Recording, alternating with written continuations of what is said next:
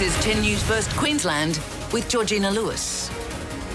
Good evening. We begin tonight with a developing situation out of central Queensland. We're going to go straight to Joe Hill, who's in the newsroom now. Joe, what's happened? Well, Georgie, this afternoon there was an underground explosion at a coal mine in Moranbah. This has left 5 workers with critical injuries. 3 of them, we understand, are currently on ventilators. We understand that they've suffered burns to their upper bodies and airways and that they've been taken to hospital. An emergency flight has been organised to bring a number of the patients back to Brisbane. That's expected to arrive in the area at around 6 p.m. before making the return flight later on. This happened at around 3 o'clock this afternoon at the Grosvenor coal mine in Moranbah, which is about 200 kilometres southwest of Mackay, roughly 1,000 kilometres north of Brisbane. Georgie, at this stage, it's unclear what caused the explosion, but as you can imagine, a major investigation will take place into this incident. Joe, thank you with that update. Tonight, tragedy underground, the emergency mission to save 5 Moranbah miners. Right now, 4 are in the fight of their lives as investigations begin to find out why. People of Queensland, people of Moranbah, we want answers to why this event occurred. We demand answers. This is 10 News First Queensland with Georgina Lewis. Good evening. As we go to air tonight, 4 miners are clinging to life while a 5th has suffered serious injuries. They were all underground at Moranbah's Grosvenor mine when a gas explosion erupted. We have coverage on this tragedy from Royal Brisbane Hospital and Moranbah, where Chris Campy is for us this evening. Chris, how is the community there coping? Well, Georgie, of course, communities like Moranbah and those across the Bowen Basin and all of Queensland's mining regions are intrinsically connected to these operations, so close to their townships, often reliant on them. So, of course, the effects of an incident like this are felt down to the last person. There's also that sense of those who know, if not for a shift change, it could have been them in a similar situation. And that's very much the impression we got today, that there were as many as over 100 people underground at the time of this explosion. The ingredients for a catastrophic disaster. Of course, 5 men were pulled from the scene of that explosion in serious and critical conditions as the emergency operation to save their lives began.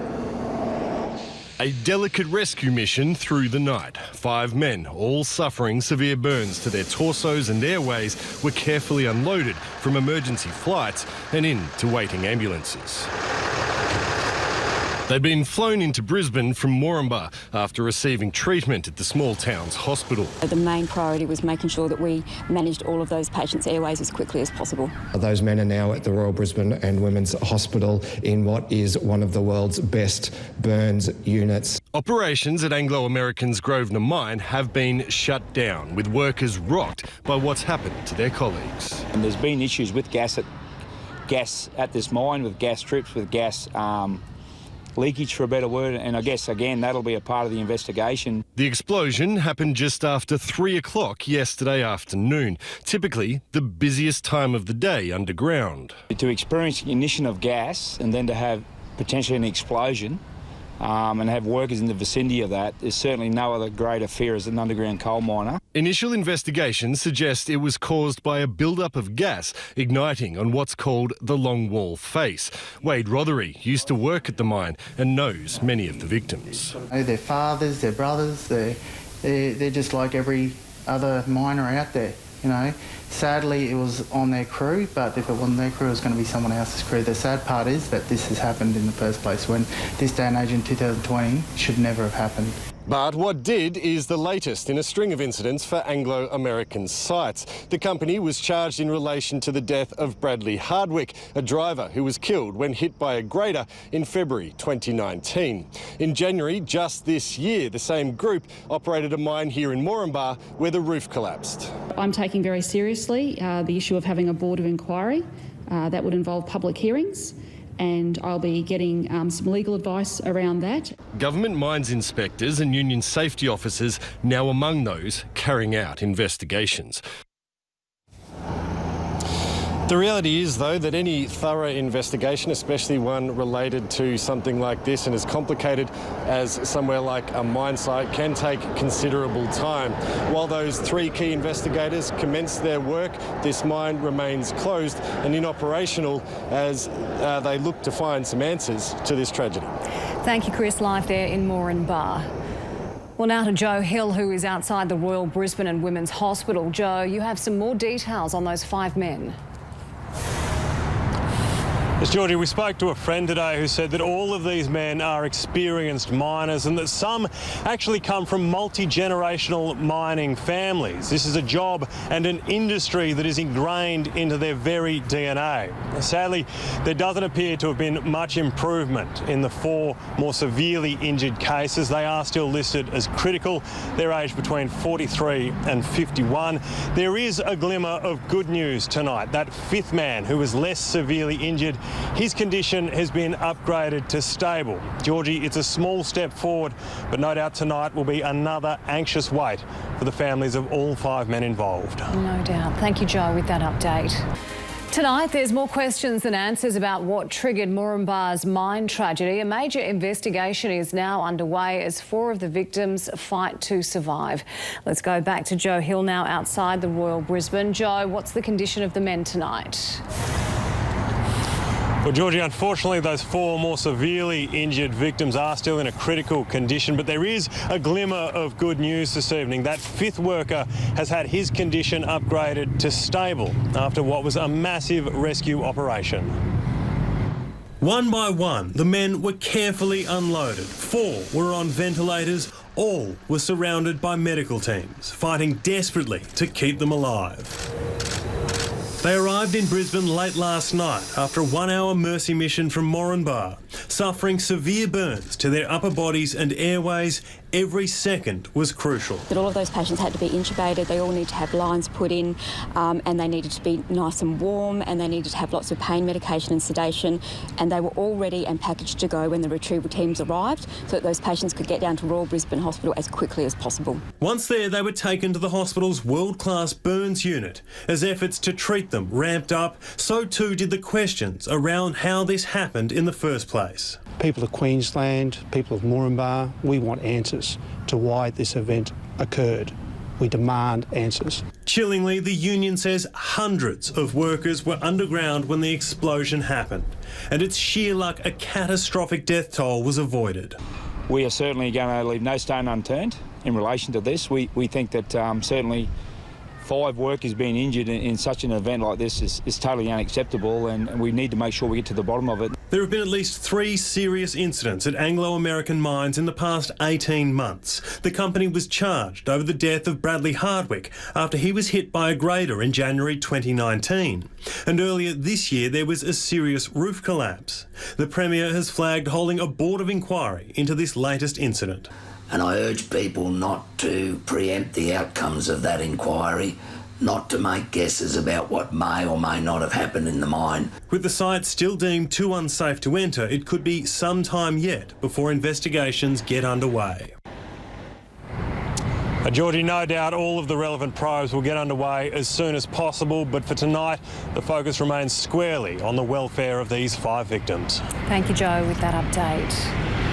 Well, let's return now to Chris Campy in Moranbah. Chris, the government is vowing to leave no stone unturned in the search for answers. That's right, Georgie, and as you've heard just a moment ago, quite vocally, the Premier and the Mines Minister have both expressed a lot of interest in putting that board of inquiry into mine safety on the table. Now, that has not happened in this industry for around 20 years, so it's certainly a big step. First, of course, those 3 key investigators must continue their investigation into what went so terribly wrong here. Now, as that goes on in earnest, we heard late this afternoon in a video message on social media from Anglo-American, the mine operators. So let's take a listen to what they had to say. Our focus right now is on supporting our injured colleagues and their families to ensure they have everything they need. I've been with some of our team at the mine today. There's a great deal of shock and concern from our colleagues, and we're providing all the assistance we can. We will work through this step by step with the authorities to understand what went wrong, drawing on the best possible expertise. Now, as that focus remains on the Anglo-American workers here and the investigations do continue, those loud and vocal calls from our politicians may have to take a back seat in these early days. Of course, in the meantime, this mine, now an unsafe workplace and coal mine, remains closed. Thank you, Chris. Live there at Moranbah. Investigators have begun probing the site of a central Queensland mine explosion which left 5 workers hospitalised with severe burns. Chris Campy joins us now from the mine in Moranbah. Chris, is it safe for inspectors to go underground yet?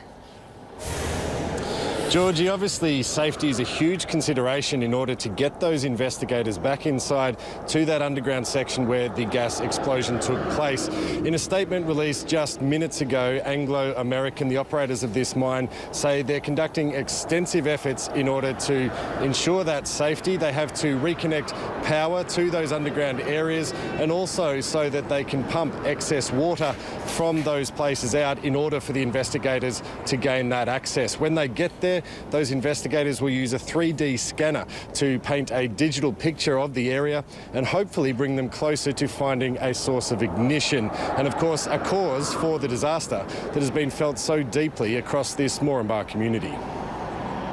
In the centre of Moranbah, a constant reminder of the dangers facing the town's miners. Every time that something goes wrong, we all feel it. So there's a complete feeling of somberism across the community currently.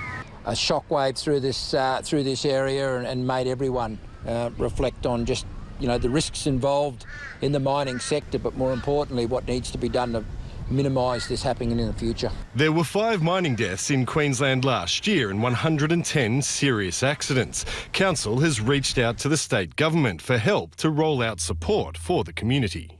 Have acted very quickly and mobilised a group of councillors into the Moranbah community to work from today, I understand. Investigators today maintained their focus on the long wall face section of the mine. In recent weeks, there has been talk of increased gas levels at this site. And while that's not entirely uncommon in the northern Bowen Basin, the local member and also Shadow Mines Minister says his office has been taking numerous calls. On a daily basis from miners concerned with safety practices at mine sites. The Mines Minister and Queensland Premier are pushing for a board of inquiry into mine safety. We want answers, and right now, all my energies are focused on mine workers, their families, and not politics. The inquiry could examine labour force contracting at mine sites. It's understood Anglo-American uses contract teams at the Grosvenor coal mine. And when you link pays to production, then you provide the incentive for people to take shortcuts. There'll be no shortcuts, though, in getting to the bottom of this latest incident. Now, of course, that board of inquiry plan that the government has, that'll be discussed at a cabinet meeting on Monday next week. And with the Premier currently taking legal advice on that matter, we don't expect a decision on that process until at least that point, if not later, next week. Thank you, Chris, in Moranbah. Well, let's go to Georgina Hill now, who's at the Royal Brisbane, where the men are being treated. Georgie, there's been a huge outpouring of support. Georgie, the extended mining community has really rallied around these 5 men and their families. A GoFundMe page has been set up by the men's work colleagues, and tonight I can tell you that that page has hit well over $90,000. Friends of the men saying that these guys are the absolute salt of the earth and they would never ask for anything that they hadn't earned. Unfortunately, though, 4 of them are tonight still clinging to life here in hospital. They're aged in their 40s and 50s and they are still listed as critical. A 5th man, a 44-year-old, there is some good news there. His condition is slowly starting to improve. More details emerged today from the Australasian Mining Safety Journal. A family member has told that publication that one of the miners could be in a coma for up to 2 weeks. If he pulls through, he's going to be facing months of surgery and rehabilitation. and support too has come in from overseas. The United Mine Workers of America sent a statement out today sending their hearts and prayers to these 5 men and their families. Georgie, certainly a sentiment that is echoed right across Queensland tonight. It sure is. Thank you, Georgie, with that update. 4 of the miners injured in a central Queensland explosion are still fighting for their lives as inspectors begin their investigations into the catastrophe. Chris Campy joins us again from Moranbah. Chris, are we any closer to understanding how this happened? Georgie, investigators told me today they are all hands on deck in trying to get closer to that point. But in order to get close to finding a cause, they need to get close to the source of the gas ignition, which led to the explosion. Now, to do that, they need to make the area safe. Anglo American, the mining company responsible for this mine, told us late today they're doing all they can to facilitate that plan. Work has to be done to shore up the area, making it safe, establishing power again underground so that they can run the pump and get excess water out of that tunnel. Once that's done, it's hoped those investigators will be able to take their technology in there and get closer to finding a cause for this disaster, which is of course spread all across the Moranbah community. The local council here did make a request and got assistance from the state government to provide counselling to not only those immediately affected, but all those other members of the community who are sensing this tragedy. Every time that something goes wrong, we all feel it. So there's a complete feeling of somberism across the community. A shockwave through this area and made everyone reflect on just, the risks involved in the mining sector, but more importantly, what needs to be done to minimise this happening in the future. Now, non-essential workers are, of course, no longer at the mine as it remains closed.